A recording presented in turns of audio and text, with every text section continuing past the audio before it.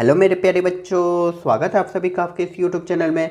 तो आज के इस क्लास में हम कराएंगे कक्षा 6 से झारखंड बोर्ड गणित का प्रश्नावली 8.1। इससे पहले हमने बाकी के चैप्टर्स कराए। अगर आपने उसे नहीं देखे हैं तो डिस्क्रिप्शन पे आपको उसकी लिंक मिल जाएगी या प्ले लिस्ट में जाके सीरियली देख सकते हैं।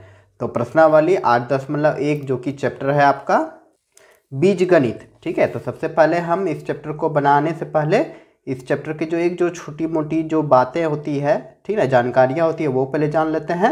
उसके बाद प्रश्नावली 8.1 को बनाएंगे। तो चलिए बच्चों शुरू करते हैं।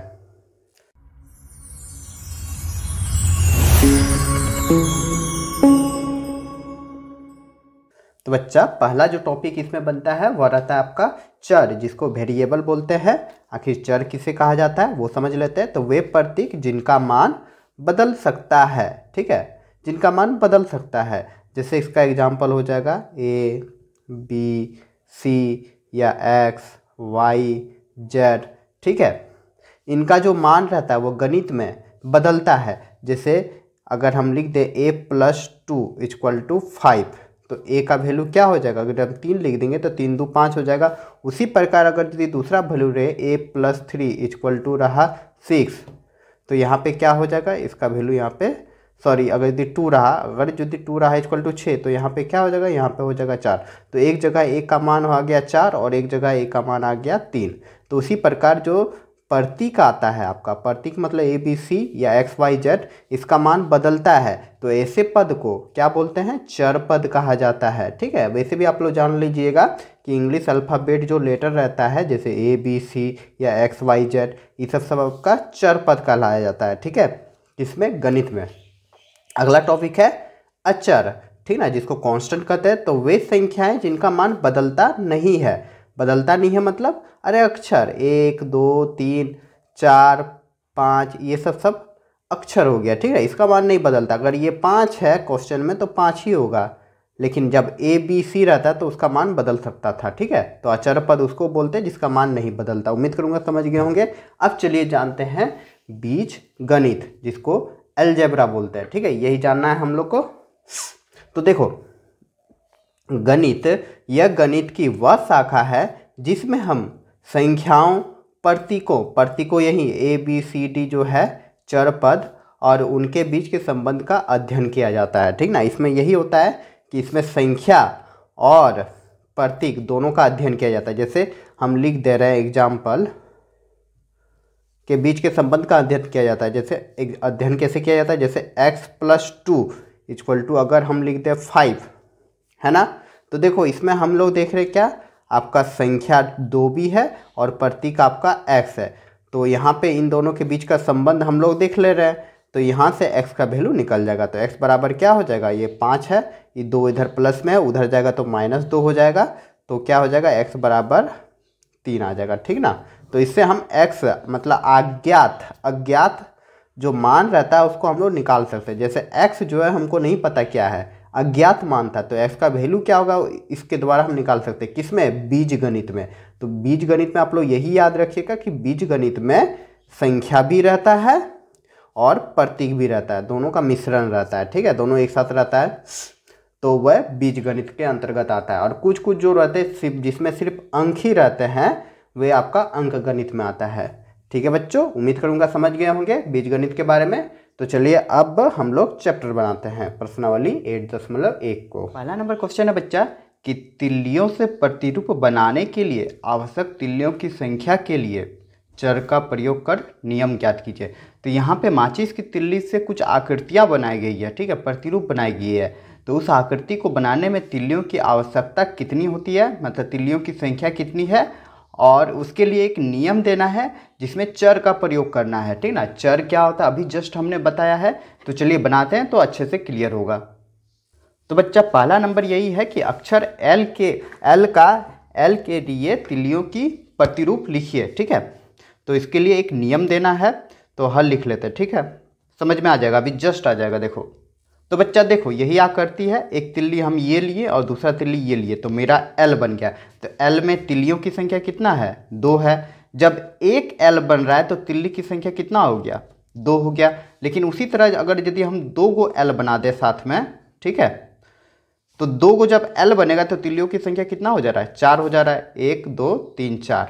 उसी प्रकार आगे बढ़ते जाएंगे, अगर हम 3L बना देंगे 1 2, ठीक है, तो कितना तिल्ली लग रहा है, देखो बच्चा यहाँ पे के को तिल्ली लग रहा है, 1 2 3 4 5 6, तिल्ली की संख्या हो जा रहा है 6 और जब हो रहा है 3, ठीक है। तो हमको इसी से एक नियम बनाना है चर का प्रयोग करके, कि ऐसा नियम बनाना है कि 1 L रहे तो मेरा यही आ जाए, 2 L रहे तो यही आ जाए। तो देखो L आकृति बनाने का संख्या को हम लोग n से डिनोट करते हैं। n का हमको प्रयोग करने बोला है ना चर पद का, या तो x y z जो भी आप प्रयोग कर सकते हैं। एक चर पद हमको एक चर संख्या लिखना है।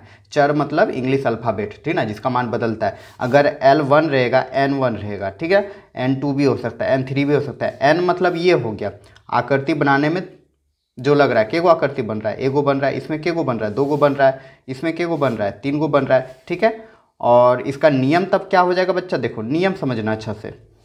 के को तिल्ली है 1 2 तो 2 लिख देंगे, n लिख देंगे।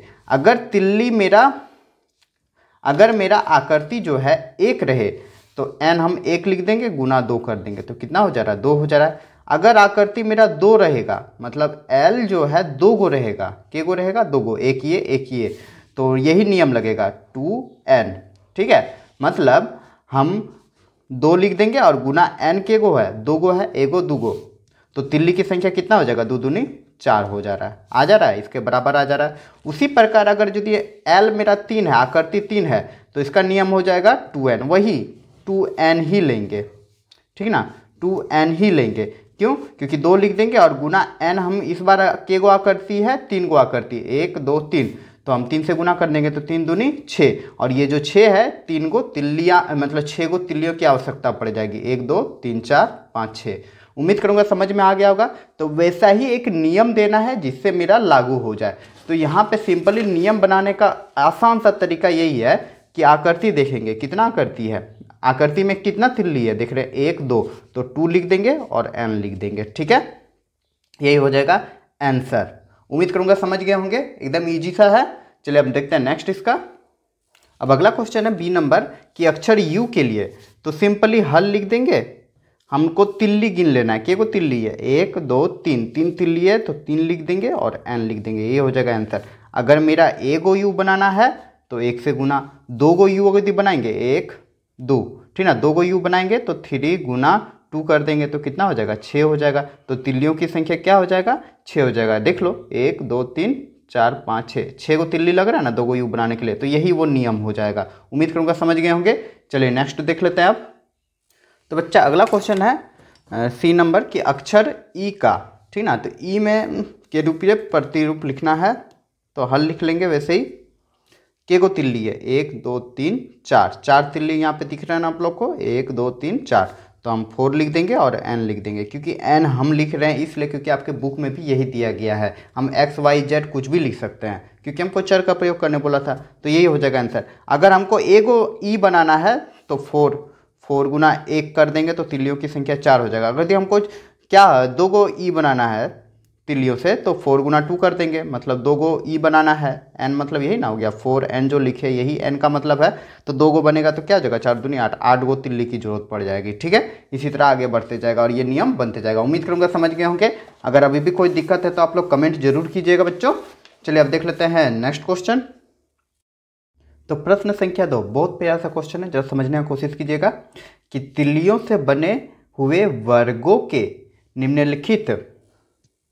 निम्नांकित प्रतिरूपों को देखिए और वह नियम ज्ञात कीजिए जो वर्गों की संख्या के पदों में आवश्यक तिल्लियों की संख्या देती है। मतलब ऐसा नियम निकालना है कि वर्गों की पदों की संख्या में आवश्यक तिल्लियों की संख्या देती है, ठीक ना, वो नियम निकाल देना है जिससे हम वर्ग ए गो लो या वर्ग 2 गो लो या 3 गो लो, सब में आंसर सही दे दे, मतलब तिल्लियों की संख्या सही बता दे, ठीक है, यही नियम है। तो पहला नंबर हम लोग देख रहे हैं ए नंबर, एक नंबर एक वर्ग बना हुआ है, के को तिल्ली लग रहा है इसमें, देखो 1 2 3 4, 4 तिल्ली लग रहा है, तो पिछले वाले नियम के अनुसार 4n हम लोग लिख सकते हैं।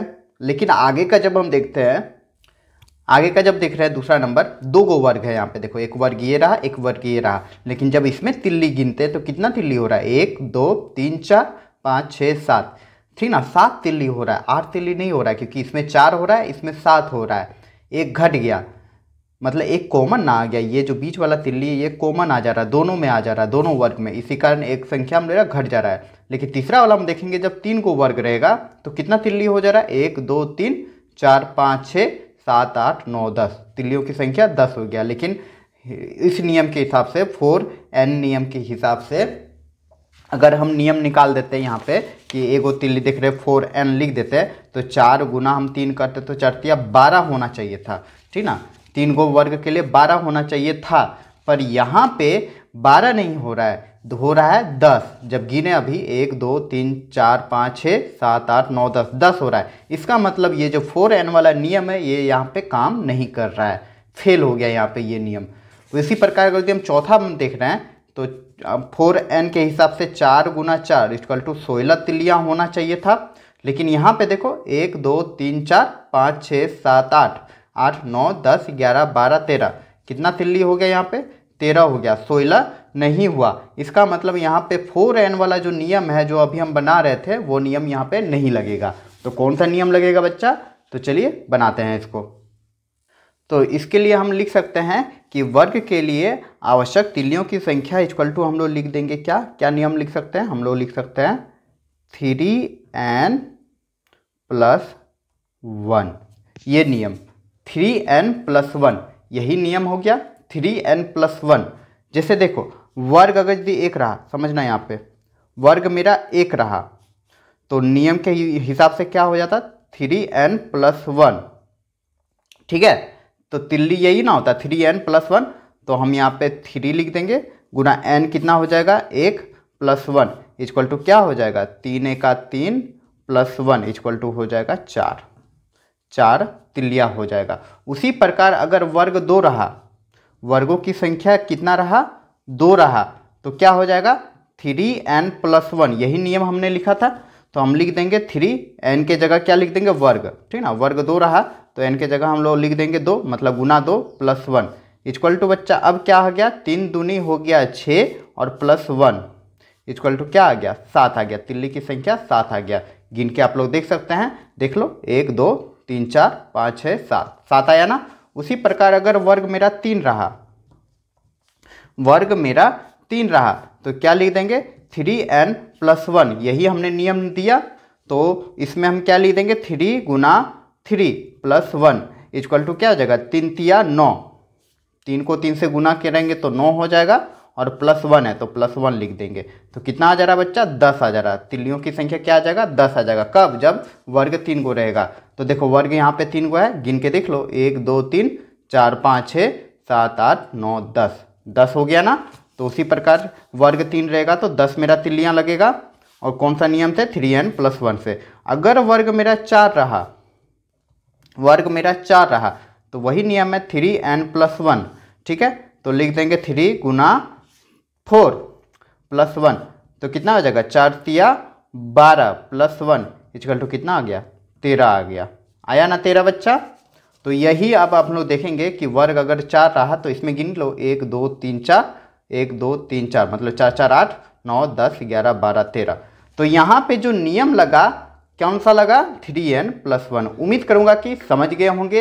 एक ही नियम से मेरा यहाँ पे 1 2 3 4 चारों जो फिगर है वो बन गया एक ही नियम से 3n प्लस 1। आपका बुक में हो सकता है आंसर में अलग दिया हुआ हो, जैसे इसमें हम 1 2 3 4 मतलब 4xn दे सकता है, इसमें क्या दे दिया है 4n माइनस 1 दे दिया है, इसमें क्या दे दिया है 4n माइनस 2 दे दिया है, और इसमें दे दिया है 4n माइनस 3, क्योंकि सब में एक एक घटता गया, ठीक ना। इसमें 4 गो है, इसमें एक घट गया तो एक माइनस कर दिया, इसमें 2 गो तिल्ली घट गया इसलिए यहाँ पे 2 माइनस किया, इसमें 3 गो तिल्ली घट गया इसलिए 3 माइनस कर दिया।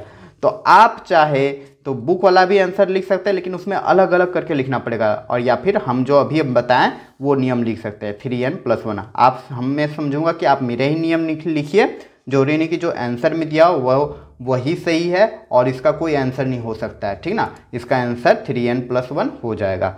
उम्मीद करूंगा समझ गए होंगे। अगर समझ गए हैं तो लाइक करते जाएं। चलिए अब देखते हैं नेक्स्ट क्वेश्चन। तो अगला क्वेश्चन है बच्चा कि व्यंजक प्राप्त कीजिए प्रश्न संख्या 9 से 8 तक, ठीक है। 9 से 8 नंबर तक जो जितना भी क्वेश्चन है उसमें व्यंजक प्राप्त करना है। तो तीसरा नंबर क्वेश्चन है कि वह संख्या ज्ञात कीजिए जो x से 7 अधिक है। सिंपली इसमें कुछ करना नहीं है, हल लिख देंगे।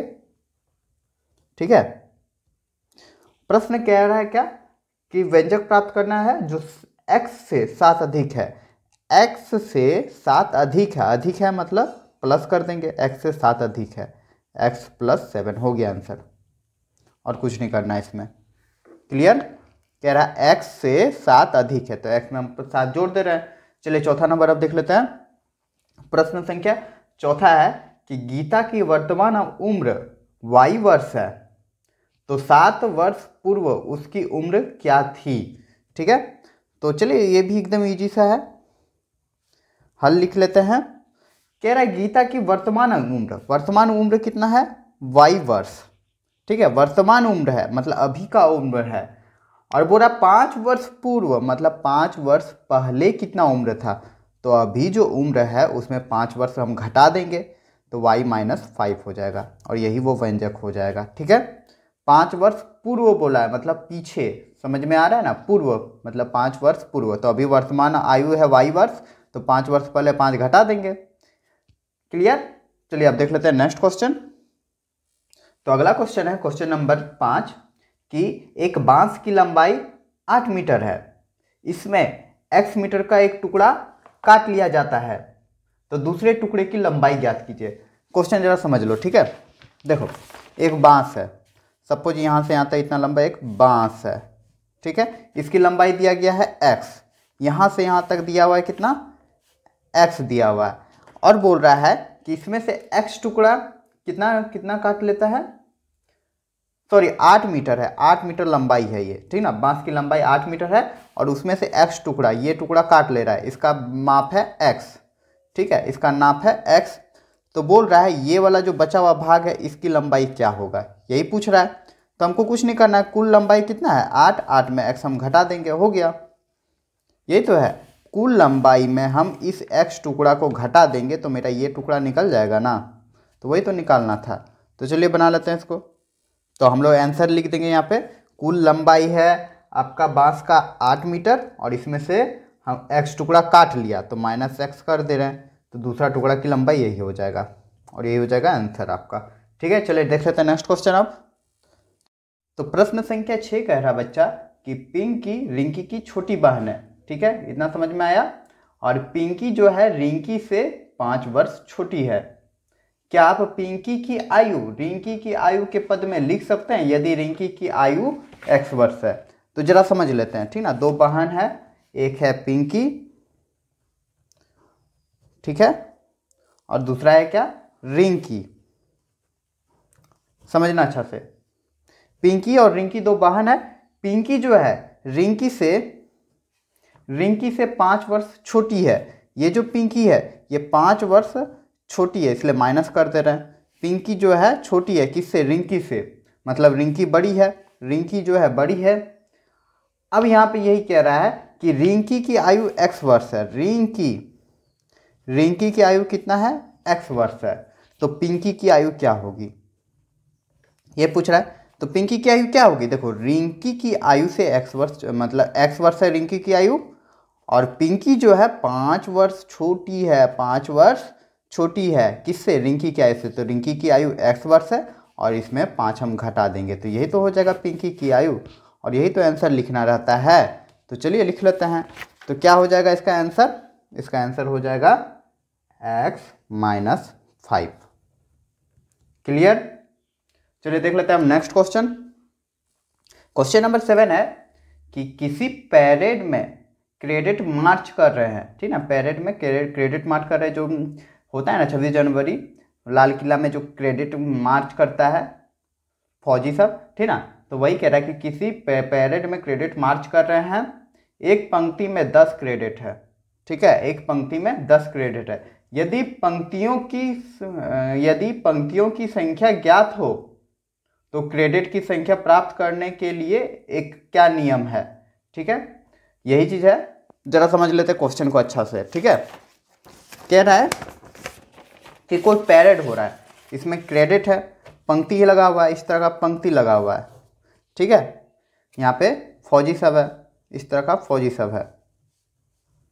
तो यहाँ पे यही कह रहा है कि मार्च कर रहे हैं यदि एक पंक्ति में 10 क्रेडिट है, टोटल कितना क्रेडिट है, 1 2 3 4 5 6 7 8 9 10 गो क्रेडिट है। इसी तरह इस पंक्ति में भी 10 गो क्रेडिट है। तो वही कह रहा है कि यदि पंक्ति की संख्या ज्ञात हो तो क्रेडिट की संख्या प्राप्त करने के लिए एक नियम लिखिए। तो नियम क्या हो जाएगा, आगे फिर लिखा हुआ है कि पंक्तियों की संख्या के लिए n का प्रयोग करें। n का प्रयोग करना है पंक्ति, मतलब एक पंक्ति, दो पंक्ति, तीन पंक्ति, कितना पंक्ति हमको नहीं पता है, कितना n पंक्ति है, ठीक है।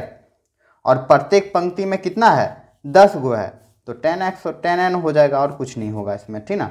10 गो क्रेडिट है, पंक्ति की संख्या n है, तो कुल कितना यहाँ पे क्रेडिट हो जाएगा संख्या, तो दोनों को गुना कर देंगे, मतलब कुल पंक्ति n है और उसमें से 10 गो क्रेडिट को हम गुना कर देंगे तो 10x हो जाएगा और यही हो जाएगा आपका आंसर।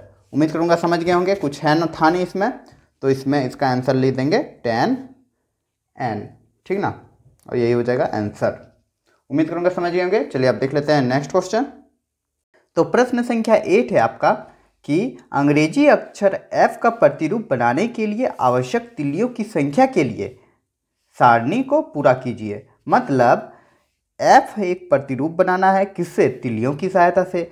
तो बनाए गए प्रतिरूप की f की संख्या, मतलब एगो f बनाएंगे तो आवश्यक तिल्लियों की संख्या कितना होगा उसको यहाँ पे लिखना है। 2 गो f बनाएंगे तो कितना होगा, 3 गो f बनाएंगे तो तिल्लियों की संख्या कितना होगा उसको यहाँ पे लिखना है। 4 गो f बनाएंगे तो तिल्लियों की संख्या कितना होगा उसको लिखना है यहाँ पे, ठीक है। आगे लिखा है प्रतिरूप f की संख्या के लिए चर n का प्रयोग कर नियम लिखिए। तो इस तरह का नियम हम पहला ही नंबर क्वेश्चन में अच्छा से बता चुके हैं।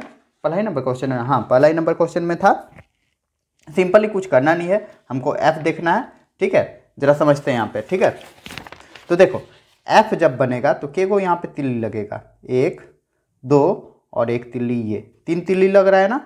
तो f बनाने के लिए हमको 3 तिल्ली चाहिए। तो नियम सिंपली हम बताए थे कि जितना तिल्ली चाहिए वो लिख देंगे और एगो चर संख्या लिख देंगे, मतलब n, क्योंकि n ही ना लेने बोला है तो 3n हो जाएगा इसका नियम। तो हम नियम लिख दे रहे हैं, ठीक है। तो यहाँ लिख दे रहे हैं, देखो बच्चा समझना अच्छा से, यहाँ लिख दे रहे हैं नियम। तो नियम बच्चा क्या हो जाएगा, 3 गो तिल्ली लग रहा है, 3 लिख देंगे और चर हम n लिख देंगे, 3n लिख देंगे। कैसे, जो अभी समझ में आ जाएगा। देखो यहाँ पे लिख दे रहे हैं प्रतिरूप, प्रतिरूप, और यहाँ पे लिख दे रहे हैं तिल्लियाँ, आवश्यक तिल्ली।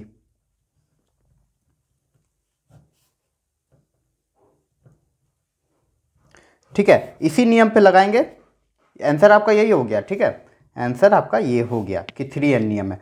जैसे अगर ये प्रतिरूप हमको एक चाहिए, एक प्रतिरूप चाहिए तो आवश्यक तिल्ली क्या हो जाएगा, 3 × 1 इक्वल टू क्या हो जाएगा, 3। मतलब 3n जो था ना, यही n है ना, तो उसके जगह 1 लिख देंगे, क्योंकि एक प्रतिरूप चाहिए तो 3 × 3 हो जाएगा। अगर 2 प्रतिरूप चाहिए तो 3 × 2 इक्वल टू क्या हो जाएगा, 3 दूनी 6। समझ में आ रहा है। तो यहीं पे देखो एक प्रतिरूप चाहिए तो क्या हो जाएगा, 3। समझ में आ रहा है।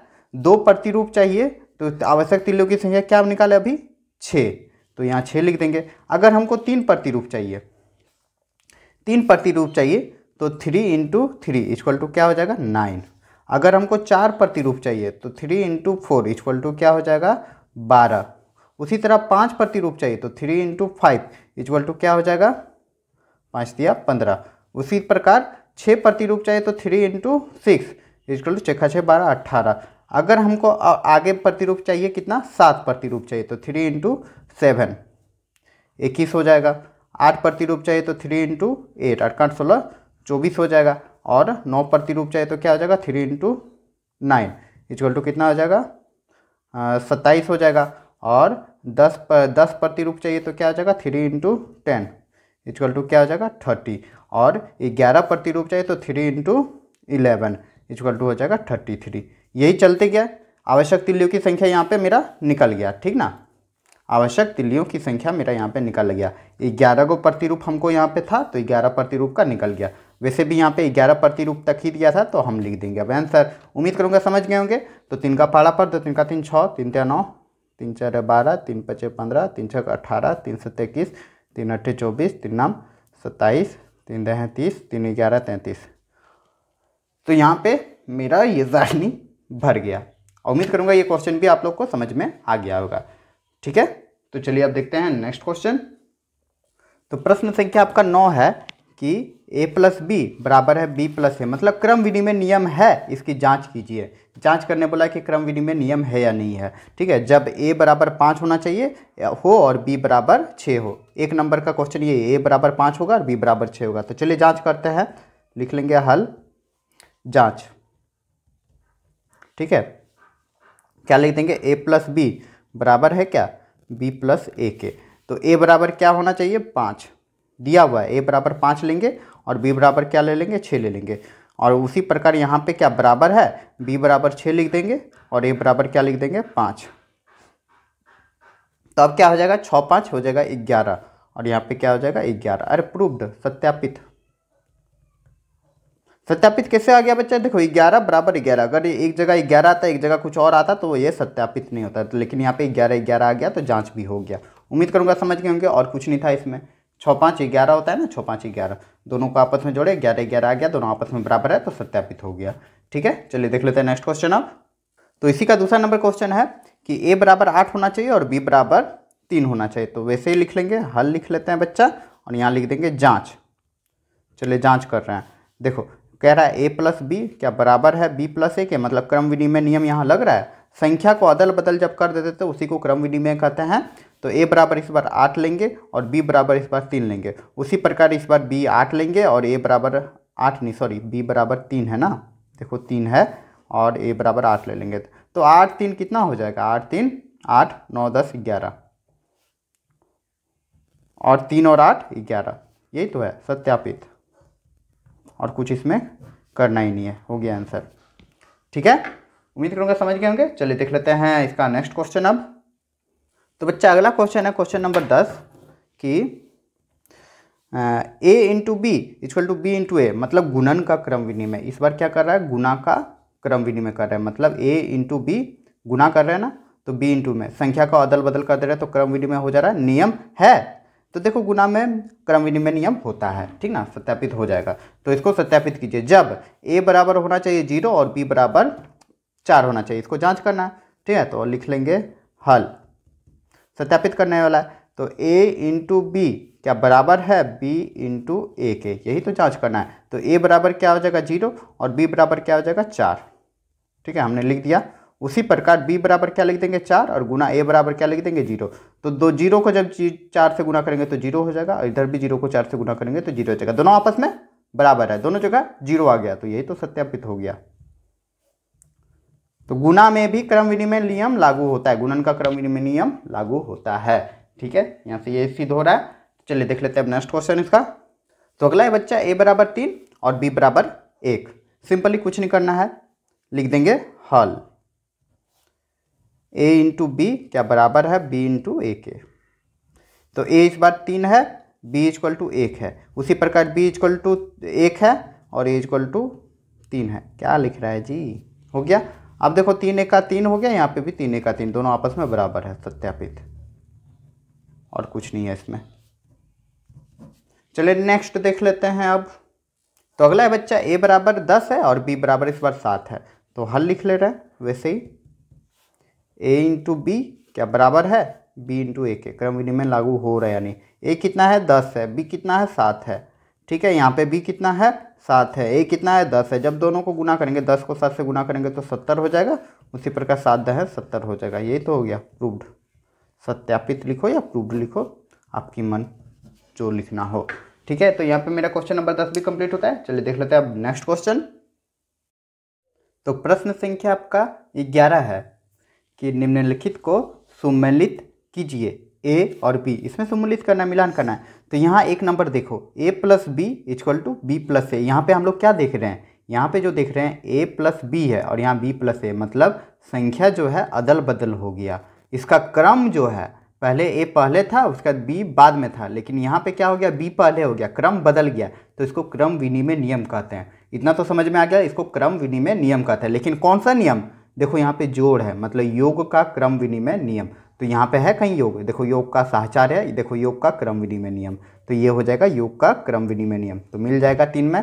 उम्मीद करूँगा समझ गए होंगे। अब यहाँ पे देख रहे हैं, यहाँ पे a गुना b प्लस सी ब्रैकेट के अंदर है और यहाँ पे देख रहे हैं ए प्लस बी ब्रैकेट के अंदर है और सी बाहर हो गया। जब इस तरह का कंडीशन रहता है, जब कोई ब्रैकेट में रहता है और फिर दूसरा स्थिति में ब्रैकेट के बाहर चल जाता है और जो बाहर में था वो अंदर आ जाता है, तो इसको बोलते हैं साहचर्य नियम।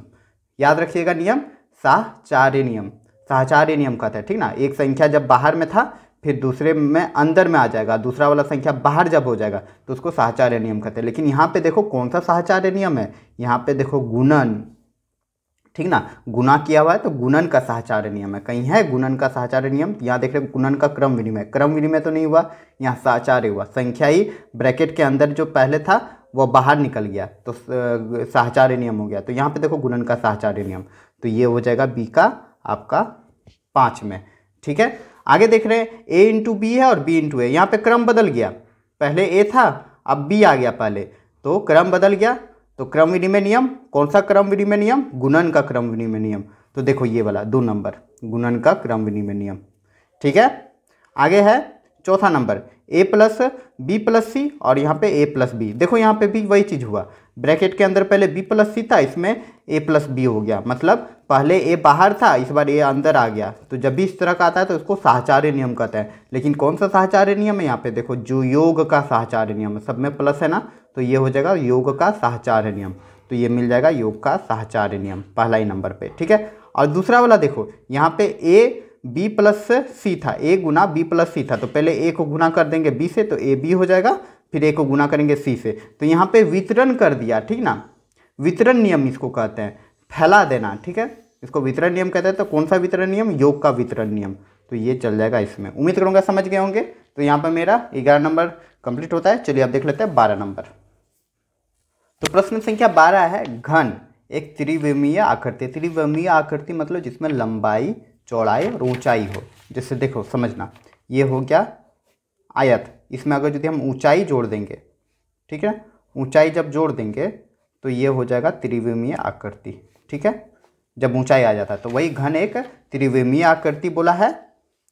तो आकृति में जैसा कि आकृति में दिखाया गया है, इसमें 6 वर्गाकार फलक है। फलक मतलब ये वाला भाग, ठीक है, ये पहला, दूसरा, तीसरा, चौथा, एगो ऊपर एगो नीचे, 6 गो फलक है। ये वाला भाग जो है इसको फलक बोलते हैं, ठीक ना। पेंसिल से कर दें क्या, देखो ये वाला पहला भाग ये हो गया फलक, आप लोग तो समझ गए होंगे। तो फलक हो गया, 6 गो फलक है, मतलब 6 गो केवाड़ी जो कह सकते हो, ठीक ना, सामने वाला भाग 6 गो फलक है। जैसे ये रबड़ हम ले ले रहे हैं तो ये वाला फलक हो गया, ठीक है, ये 1 फलक, 2 फलक, 3 फलक, 4 फलक, 5 और 6 फलक है, यही कह रहा है। इतना तो समझ में आ गया। और कह रहा है घन के किनारे की लंबाई l है। एक किनारे की लंबाई, ये लंबाई l है, घन का तो सब बराबर भाग होता है ना, तो एक लंबाई l है। तो किनारों की कुल लंबाई के लिए एक सूत्र लिखिए। कुल लंबाई का क्या हो जाएगा, किनारों की कुल लंबाई, तो यहीं पे सॉल्व कर रहे हैं, ठीक ना, लिख देंगे हल, ठीक है, किनारों की कुल लंबाई के लिए सूत्र, ठीक ना। तो किनारों की संख्या कितना हो जाएगा, पहले वो लिख लेते हैं। किनारों की कुल संख्या, किनारों की बच्चा कुल संख्या कितना है, देखो गिन लो, 1 2 3 4, 4 गो ऊपर, 1 2 3 4, 4 गो ऊपर और फिर 4 गो नीचे, 1 2 3 4, मतलब 4 का 4, 4 दूनी 8, 4 तिया 12। देखो 4 गो खड़ा है और 4 गो नीचे लेटा हुआ है, 4 गो ऊपर में भी लेटा हुआ है, तो कितना हो गया, 4 का 4, 4 तिया 12, ठीक है। और यहाँ पे ये कह रहा है घन के लंबाई, लंबाई क्या है, लंबाई इक्वल टू क्या हो जाएगा, l। एक लंबाई क्या है, l है। तो यहाँ पे कितना टोटल लंबाई है, 12 लंबाई है, इसीलिए नियम लिख दो, ठीक ना, इसीलिए सूत्र या नियम लिख दो। सूत्र क्या हो जाएगा, 12 गो कुल है तो 12l हो जाएगा, ठीक है। और यही हो जाएगा आपका आंसर, क्योंकि 12 गो टोटल है, ठीक ना, 12 गो टोटल है। टोटल l के गो है 12 गो, मतलब l के गो है 12 गो, 1 2 3 4 5 6 7 8 9 10 11 12, तो सबको आपस में जोड़ देंगे, टोटल l 12 गो है ना। तो 12 को जब आपस में जोड़ देंगे तो 12l हो जाएगा, टोटल 12l हो जाएगा। और यही चीज़ हमने लिख दिया और कुछ नहीं करना है, तो इसका आंसर क्या हो जाएगा, 12l। तो उम्मीद करूँगा ये क्वेश्चन भी आप लोग समझ गए होंगे। तो बच्चों मेरा यहाँ पे प्रश्नावली एक कंप्लीट होता है। उम्मीद करूँगा कि सारे क्वेश्चन को आप लोगों ने अच्छे से समझ के हल किया होगा। अगर अभी भी कोई दिक्कत रह गई है तो आप लोग कमेंट जरूर कीजिएगा। अगर बच्चों मेरे पढ़ाने का तरीका अच्छा लगा और आप कुछ सीखे हमारे इस वीडियो से तो ज़्यादा से ज़्यादा लाइक करें, अपने दोस्तों के बीच शेयर करें, और आप हमें सपोर्ट कर सकते हैं इस चैनल को सब्सक्राइब करके, और इस चैनल पर बने रहे। आपको कक्षा 6 के इसी तरह के वीडियो मिलती रहेगी। तो चलिए बच्चों, मिलते हैं अगले वीडियो पे।